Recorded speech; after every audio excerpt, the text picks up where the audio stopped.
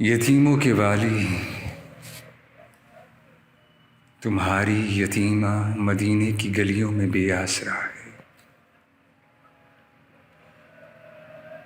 بہت دن نہ گزرے کہ شمس و قمر تم پہ گریاں کو نہ تھے۔ مدینے کے دیوار و در سارے محو فغاں تھے۔ مدینے کے لوگوں نے تم سے جدائی میں گریے سے طوفان برپا کیا تھا۔ سر و سینہ پیٹا تھا، آنسو بہائے تھے، نوحہ کیا تھا۔ ہر ایک کی یہ خواہش تھی دست مشیت اسی کو اٹھا لے، مگر تم نہ چاہو۔ نہ جانے یہ 10 دن میں کیا ہو گیا ہے۔ محمد کا کنبہ مدینے کی گلیوں میں امت کے ہاتھوں سے ستم سہ رہا ہے۔ پیغمبر ادھر تم نے آنکھوں کو موندا، ادھر اہل یثرب نے نظریں پھرا لیں۔ تعجب ہے لوگوں کو یہ بھی خبر تھی کہ دین اس گھرانے سے آگے بڑھا ہے۔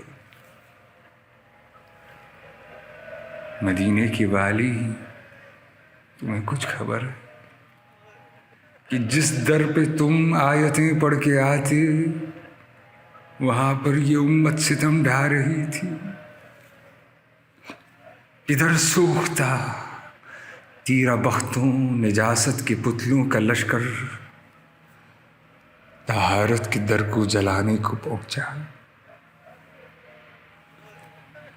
جہالت کی، نفرت کی، بغض و حسد کی جو آگ ان کے دل میں لگی تھی، اسی آگ سے در جلایا گیا،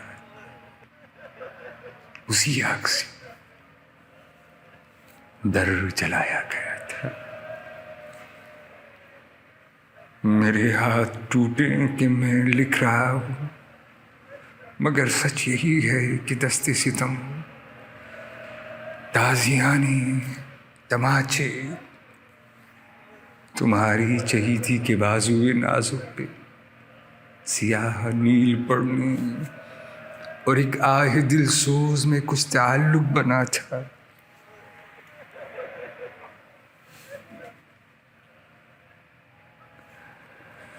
خدا کی قسم یہ وہ غم ہے کہ جس سے فلک ٹوٹ جاتا تو حیرت نہ ہوتی۔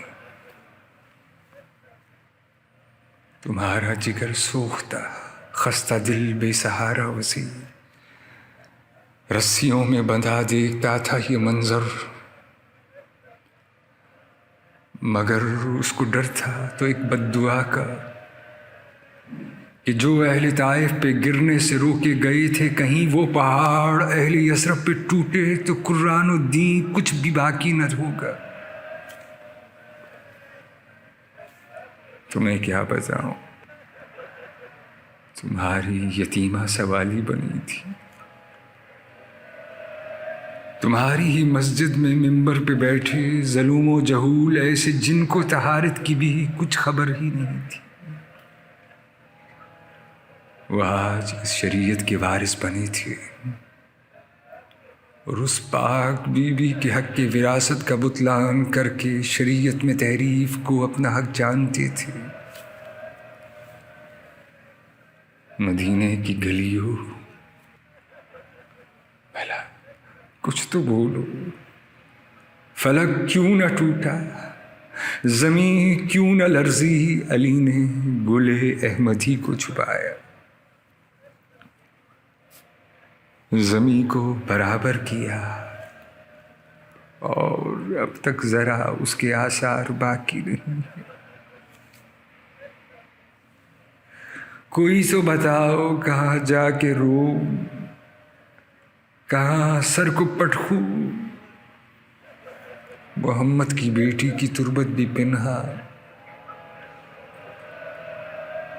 غم بھی نہا ہے۔ مدینے کی مٹی، تجھے کچھ خبر ہے؟ محمد کی بیٹی کی تربت کہاں ہے؟